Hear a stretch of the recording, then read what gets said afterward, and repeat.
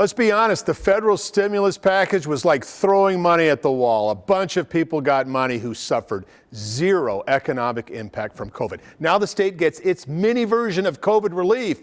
Are they going to do a good job? TANF, the program no one heard of until this year, a program so underutilized it just sat in the Tennessee Treasury and grew. Temporary assistance for needy families, a federal block grant, $190 million a year, is now $741 million in Tennessee. The money has to be used for families. You have to have kids to apply, but after that, there's plenty of room to be creative. Stephanie Witt, Vice President of the free market think tank, the Beacon Center of Tennessee. I think now is the time to act. It's the perfect opportunity, not only to help families across the state, but also after the pandemic is over.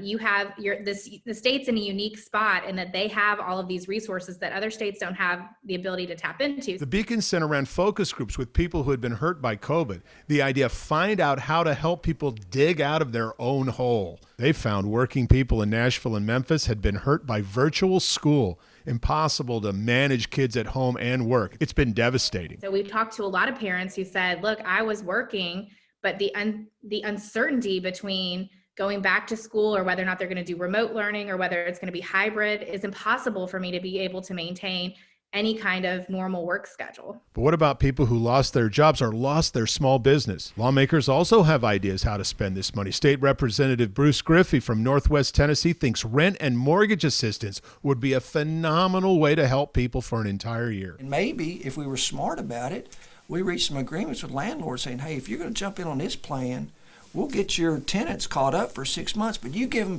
let's get a 2-for-1 deal on it. Give them a discount so we could turn that $750 million TANF budget potentially into $1.5 billion in rental assistance relief. Bo Watson from Chattanooga has proposed a comprehensive plan for TANF that would spend $300 million and would include an extensive application process as well as auditing. Because how awful would it be if this opportunity was wasted? We asked the governor, can the state do this effectively? You know, it's a lot of money, and government always doesn't do things well, as you know. Even the federal stimulus, giving money to people who never were out of work for an hour, people like myself, didn't need the money.